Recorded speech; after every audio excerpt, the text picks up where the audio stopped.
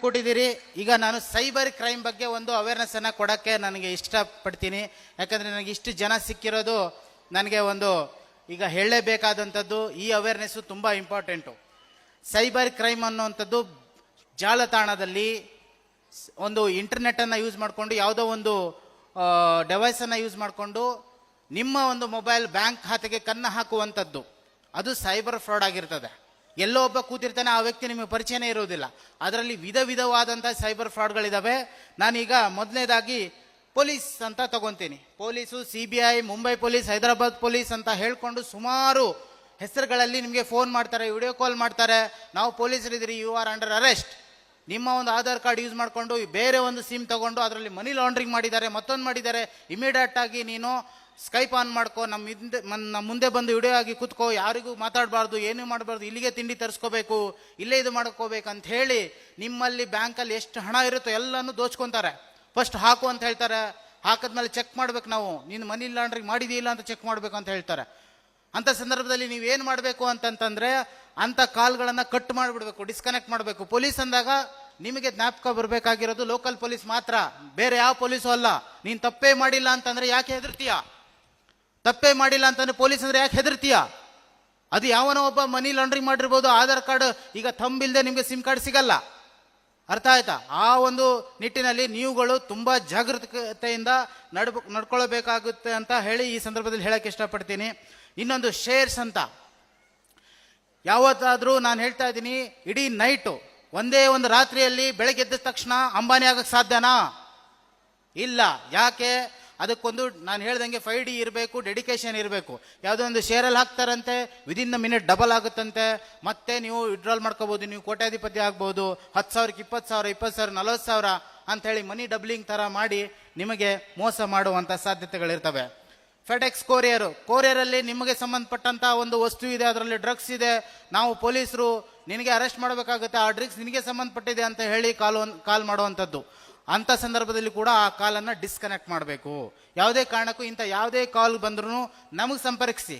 Local police ಇದ್ದೀವಿ, local station ಎಲ್ಲಿ ಬರುತ್ತೆ ಬಂದು ಕೇಳಿ. ಇಲ್ಲ ಅಥವಾ ನಿಮ್ಗೆ ಯಾರಾದರೂ ಪೊಲೀಸರ ಪರಿಚಯ ಇದ್ರೆ ಫೋನ್ ಮಾಡ್ಕೊಂಡು ಕೇಳ್ಕೊಳ್ಳಿ. ಅರ್ಥ ಆಯ್ತಾ? ಮತ್ತೆ ಪಾರ್ಟ್ ಟೈಮ್ ಜಾಬು, ನೀವೇನಿಲ್ಲ ಮನೇಲಿ ಕೂತ್ಕೊಂಡೆ ದಿನಕ್ಕೆ 20,000 ದುಡಿಬಹುದು. ನಿಜನಾ ಸ್ವಾಮಿ? ಅದು ಆಗುತ್ತಾ? ಆಗಲ್ಲ. ಸೊ ಅದನ್ನು ಕೂಡ ತಲೆಲಿಟ್ಕೊಳ್ಳಿ. ಪಾರ್ಟ್ ಟೈಮ್ ಜಾಬ್ ಅಂತ ಯಾರಾದರೂ ನಿಮಗೆ ಮೆಸೇಜ್ ಮಾಡಿದ್ದೆ ಆದಲ್ಲಿ ಅದನ್ನು ಕೂಡ ನೀವು ಡಿನೇ ಮಾಡುವಂಥದ್ದು. ಸೆಕ್ಸ್ಟೋರ್ಷನ್ ಅಂತ ಬರುತ್ತೆ. ಇದು ಆ್ಯಕ್ಚುಲಿ ಅಡಲ್ಟ್ಗೆ ಸಂಬಂಧಪಟ್ಟದ್ದು. ಅದು ನಿಮಗೆ ಆಮೇಲೆ ನಾನು ಹೇಳ್ತೀನಿ, ಯಾಕಂದರೆ ಮಕ್ಕಳು ಇರೋದ್ರಿಂದ ಅದ್ರ ಬಗ್ಗೆ ನಾವು ಡಿಸ್ಕಸ್ ಮಾಡೋದೇ ಬೇಡ. ಫೇಕ್ ಇನ್ಶೂರೆನ್ಸ್ ಆಗಿರ್ಬಹುದು, OLX ಆಗಿರ್ಬಹುದು, ಫೇಕ್ ವೆಬ್ ಲಿಂಕ್ ಆಗಿರ್ಬಹುದು. ಒಂದು APK ಫೈಲ್ ಅಂತ ಬರುತ್ತೆ. ಈಗಿನ ಕಾಲದಲ್ಲಿ ಇವಾಗ ಪ್ರೆಸೆಂಟ್ ಟ್ರೆಂಡಿಂಗಲ್ಲಿರೋದು APK ಫೈಲ್ ಅಂತ ಬರುತ್ತೆ. ಅದನ್ನು ಡೌನ್ಲೋಡ್ ಮಾಡ್ಕೊಳಕ್ಕೆ ಹೋಗಬೇಡಿ. ಪ್ಲೇಸ್ಟೋರಲ್ಲಿ ಏನಿದೆ ಜೆನ್ಯೂನಿಟಿ ಅದನ್ನು ಮಾತ್ರ ಡೌನ್ಲೋಡ್ ಮಾಡಿ. ಯಾರಾದರೂ APK ಫೈಲ್ ಕಳಿಸಿದ್ರೆ ಅದನ್ನು ಡೌನ್ಲೋಡೇ ಮಾಡೋಕ್ಕೆ ಹೋಗಬೇಡಿ. ಡೌನ್ಲೋಡ್ ಮಾಡ್ತು ಅಂತಂದರೆ ನಿಮ್ದೆಲ್ಲ ಡೇಟಾನು ಹೋಯ್ತು. ಇದೊಂದು ಜಂಗಮವಾಣಿ ಅಂತ ಕರೀತಾರೆ. ಇದರಂತ ವಸ್ತು ಯಾವುದೂ ಇಲ್ಲ. ಇದಕ್ಕೆ ಒಂದು ಇಂಟರ್ನೆಟ್ ಕನೆಕ್ಟ್ ಆಯಿತು ಅಂತಂದರೆ ನಿಮ್ಮ ಪ್ರೈವೇಸಿ ಅನ್ನೋದೇ ಇಲ್ಲ ಇದರಲ್ಲಿ. ಹೇಳ್ತಾ ಇದ್ದೀನಿ, ಇದಕ್ಕೆ ಇಂಟರ್ನೆಟ್ ಕನೆಕ್ಟ್ ಆಯಿತು, ಇದು ಡಿವೈಸ್ ಓಕೆ. ಇದಕ್ಕೆ ಇಂಟರ್ನೆಟ್ ಕನೆಕ್ಟ್ ಆಯಿತು ಅಂತಂದರೆ ನಿಮ್ಮಲ್ಲಿ ಒಂದು ಗೌಪ್ಯತೆ ಅನ್ನೋದೇ ಇರೋದಿಲ್ಲ. ಎಲ್ಲ ಅವ್ರಿಗೆ ಕೊಟ್ಬಿಟ್ಟಿರ್ತೀರಿ. ಯಾಕಂದರೆ ಆ್ಯಪ್ ಇನ್ಸ್ಟಾಲ್ ಮಾಡ್ಬೇಕಾದ್ರೆ ಕೊಡಲು ಸ್ವಾಮಿ ನೀವು hello yes access gallery, access contact, access everything ಹೋಯ್ತು. ಬ್ಯಾಂಕ್ ಖಾತೆಯಲ್ಲಿ ದುಡ್ಡೆಲ್ಲ ಜೀರೋ ಆಗೋಯ್ತು. ಆಮೇಲೆ ಬೇಡ, ಅದೆಲ್ಲ ಮಾಡೋಕ್ಕೆ ಹೋಗಬೇಡಿ. ಸೊ ಮ್ಯಾಟ್ರಿಮನಿ ಫ್ರಾಡ್ ಅಂತ ಬರುತ್ತೆ. ಈ ಒಂದು ನನಗೆ ಹುಡುಗ ಬೇಕು ಹುಡುಗಿ ಬೇಕು ಅನ್ನೋ ಮ್ಯಾಟ್ರಿಮನಿಯಲ್ ಫ್ರಾಡು. ಮೊನ್ನೆ ನಾವೊಂದೊಂದು ಎಕ್ಸಾಂಪಲ್ ಹೇಳ್ತೀನಿ. 60 ವರ್ಷದ ಮುದುಕಿ ಮಕ್ಕಳೆಲ್ಲ ಫಾರನ್ನಲ್ಲಿದ್ದಾರೆ. ಬ್ಯಾಂಕಲ್ಲಿ 7 ಕೋಟಿ ದುಡ್ಡಿದೆ. ಒಬ್ಬ ಡೇವಿಡ್ ಅಂತ ಪರಿಚಯ ಆಗ್ತಾನೆ. ಅವಳಿಗೆ ಮೆಸೇಜ್ ಮಾಡ್ತಾ ಹೋಗ್ತಾನೆ.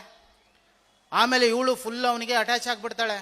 ಯಾಕಂದರೆ ಒಂಟಿತನ, ಎಲ್ಲ ಮಕ್ಕಳೆಲ್ಲ ಫಾರಿನಲ್ಲಿದ್ದಾರೆ, ಅವಳು ಮಾತ್ರ ಇಂಡಿಯಾದಲ್ಲಿದ್ದಾಳೆ. 7 ಕೋಟಿ ದುಡ್ಡಿದೆ ಅವಳ ಹತ್ರ. ಮಕ್ಕಳು ಹಾಕಿರೋದು, ಅವಳು ದುಡ್ದಿರೋದು, ಅವಳು ಸಂಪಾದನೆ ಮಾಡಿ ಜೀವನ ಪರ್ಯಂತ ಸಂಪಾದನೆ ಮಾಡಿರ್ತಕ್ಕಂಥ ದುಡ್ಡು ಅವಳ ಅಕೌಂಟಲ್ಲಿ ಇರ್ತದೆ. ಅವಳೇನು ಮಾಡ್ತಾಳೆ, ನನಗೆ ಒಬ್ಬ ಜೀವನ ಸಂಗಾತಿ ಬೇಕು. ಯಾವ ಡೇವಿಡ್, ಅಮೇರಿಕಾ.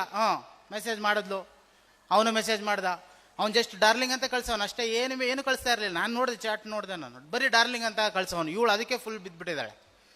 ಆಮೇಲೆ ಏನಾಯ್ತು, ಡಾರ್ಲಿಂಗ್ ನಾನು ಇಂಡಿಯಾಗೆ ಬರಬೇಕಾದ್ರೆ ನನಗೆ ಕಸ್ಟಮ್ಸರ್ ಹಿಡ್ಕೊಂಡ್ಬಿಟ್ಟವ್ರೆ, ಎಕ್ಸೈಸರ್ ಹಿಡ್ಕೊಂಡ್ಬಿಟ್ಟವ್ರೆ, ನನ್ನ ಪಾಸ್ಪೋರ್ಟ್ನ ಕಿತ್ಕೊಂಡ್ಬಿಟ್ಟವ್ರೆ. ಹೀಗೆ ಒಂದೊಂದೊಂದೊಂದು ಹೆಸರಿಗೆ 25 ಲಕ್ಷ ತಗೊಂಡಿದ್ದಾನೆ. ಎಷ್ಟು ತಗೊಂಡಿದ್ದಾನೆ? 3.5 ಕೋಟಿ ತಗೊಂಡಿದ್ದಾನೆ. ಆಮೇಲೆ ಬ್ಯಾಂಕವ್ರಿಗೆ ಗೊತ್ತಾಗ್ಬಿಟ್ಟಿದೆ, ಅವರು ಫ್ರೀಸ್ ಮಾಡಿಬಿಟ್ಟಿದ್ದಾರೆ. ಇವಳ ಅಕೌಂಟೇ ಫ್ರೀಸ್ ಮಾಡಿದ್ದಾಳೆ. ನಾನು ಚೇಂಬರಲ್ಲಿ ಕೂತಿದ್ದೆ, ಸ್ಟೇಷನ್ ಬಂದು ಸಾರ್ ಅಂದ್ಲು. ಆಮೇಲೆ ಅವಳಿಗೆ ಕನ್ನಡನೂ ಬರಲ್ಲ, ಹಿಂದಿನೂ ಬರಲ್ಲ. ನಾನು ಕನ್ನಡದಲ್ಲಿ ಮಾತಾಡೋದು, ಏನಮ್ಮ ಅಂತ. ಸರ್ ಹಿಂದಿಲಿ ಮಾತಾಡೋಕೆ ಸ್ಟಾರ್ಟ್ ಮಾಡೋದು, ಆಮೇಲೆ ಇಂಗ್ಲೀಷ್ ಮಾತಾಡೋದು ಸ್ಟಾರ್ಟ್ ಮಾಡೋದು. My fiance is landing here ಅಂತ ಹೇಳ್ತಾಳೆ. My fiance landing to India, but bank people are not allowing to send the money to my fiance. Who is fiance ಅಂತಂದಾನೆ. Is David. ಡೇವಿಡ್ ಅಂದ್ರೆ ಯಾರು? ಆಮೇಲೆ ತೋರಿಸ್ತಾಳೆ, fraud ಆಗಿ ಹೋಗಿದೆ, ಇನ್ನೂ ಅವಳ ಅಕೌಂಟಲ್ಲಿ 3.5 ಕೋಟಿ ದುಡ್ಡಿದೆ, ಅದಕ್ಕೂ ಕೂಡ ಅವನು ಬಿಡ್ತಾ ಇಲ್ಲ, ಎಲ್ಲಾನು ತಗೋಬೇಕು ಅಂತ ಹೇಳಿ. ಆಮೇಲೆ ಅವಳಿಗೆ, ನಮಗೆ ಆ್ಯಕ್ಚುಲಿ 5 ಲಕ್ಷದವರೆಗೂ ನಾವು ಸೈಬರ್ ಕ್ರೈಮನ್ನು ನಾವು ಇನ್ವೆಸ್ಟಿಗೇಷನ್ ತನಿಖೆಯನ್ನು ಮಾಡ್ತೀವಿ, ಅದು 1 ಕೋಟಿ ಮೇಲೆ ಹೋಗಿರೋದ್ರಿಂದ ನಾವು ಸೈಬರ್ ಕ್ರೈಮ್ ಪೊಲೀಸ್ ಸ್ಟೇಷನ್, ಸೆನ್ ಪೊಲೀಸ್ ಸ್ಟೇಷನ್ ಅಂತ ಹೇಳ್ತಾರೆ, ಅಲ್ಲಿ ಕಳಿಸ್ಕೊಟ್ವಿ. ಆಮೇಲೆ ಇನ್ನೊಂದು ಎಕ್ಸಾಂಪಲ್ ಹೇಳ್ತೀನಿ. ಒಬ್ಬರು ಬಂದಿದ್ದಾರೆ, ಸರ್ ಈಗ 50,000 ರೂಪಾಯಿ ಹಾಕಿದ್ರೆ ನನಗೆ 2 ಕೋಟಿ ಬರುತ್ತೆ ಅಂತಾಳೆ. ಬಂದಿದ್ದಾಳೆ, ಯಾರೋ ಕರ್ಕೊಂಬಂದಿದ್ದಾರೆ, ಇಲ್ಲ ಅಲ್ಲಮ್ಮ ಇದು ಫ್ರಾಡ್ ಇದೆ ಅಂತ ಹೇಳ್ತಾ ಇದ್ದಾರೆ. ನನಗೆ ಹೇಳಿದ್ರು, ನಾನು ಹೇಳಿದೆ, ನೋಡಮ್ಮ ಇದು ಹಾಕಕ್ಕೆ ಹೋಗಬೇಡ, ದುಡ್ಡು ಹಾಕಕ್ಕೆ ಹೋಗಬೇಡ, ಇದು ಹೋಯ್ತು ಅಂದರೆ ಹೋಯ್ತು ಅಂತ ಹೇಳಿದೆ. ಇಲ್ಲ ಸರ್ ನೀವು ಸುಳ್ಳು ಹೇಳ್ತಾ ಇದ್ದೀರಾ, ನಿಮ್ಮ ಮೇಲೆ ನನ್ನ ಮೇಲೆ ಡೌಟ್ ಪಟ್ಬಿಟ್ಟು ಹೋದ್ಲು. ಮತ್ತೆ 50,000 ರೂಪಾಯಿ ಹಾಕೊಂಡು ನೆಕ್ಸ್ಟ್ ಡೇ ಬಂದ್ಲು, ಸರ್ ಇದು ಫ್ರಾಡ್ ಆಗಿದೆ ಅಂತ. ಮತ್ತು ನಾನೇನು ಹೇಳ್ದಮ್ಮ ಅಂತಂದೆ. ಸೊ ಅದಕ್ಕೆ ಆ ಥರ ಬೀಳಕ್ಕೆ ಹೋಗಬೇಡಿ ಯಾವುದೇ ಕಾರಣಕ್ಕೂ. ಇಡೀ ಒಂದು ಬರೀ ಒಂದು ರಾತ್ರಿಯಲ್ಲಿ ಶ್ರೀಮಂತ ಆಗಿರೋ ಎಕ್ಸಾಂಪಲ್ಗಳೇ ಇಲ್ಲ. ಇಷ್ಟೊಂದು ಕಷ್ಟ ಬೀಳ್ತೀರಿ, 15-20 ಸಾವಿರ ಸಂಬಳ ಕೊಡೋಕ್ಕೆ ಆ ಸಂಸ್ಥೆಗಳೇ ಅಳ್ತಾ ಇದ್ದಾರೆ. ಅಂಥದ್ರಲ್ಲಿ ನಿಮಗೆ ಯಾರು ಡಬ್ಲಿಂಗ್ ಮಾಡ್ತಾರೆ ಮನಿ? ಸೊ ಇದನ್ನು ದಯವಿಟ್ಟು ತಲೆಯಲ್ಲಿಟ್ಕೊಳ್ಳಿ. ಮಾಡಬೇಕಾಗಿರೋ ಕೆಲಸ ಹೇಳ್ತೀನಿ. 1930 ಸೇವ್ ಮಾಡ್ಕೊಂಬಿಡಿ ನಂಬರು. ನಿಮ್ಮ ಸ್ನೇಹಿತರು ಯಾರಾದರೂ ಒಬ್ಬರು ಏನಾದರೂ ಸೈಬರ್ ವಂಚನೆಗೆ ಬಲಿ ಆದರು ಅಂತಂದರೆ 1930ಗೆ ಇಮಿಡಿಯೇಟಾಗಿ ಫೋನ್ ಮಾಡಬೇಕು. ಗೋಲ್ಡನ್ ಅವರ್ಸ್ ಅಂತ ಇರ್ತದೆ, ಒಂದೇ 1 ಅವರು.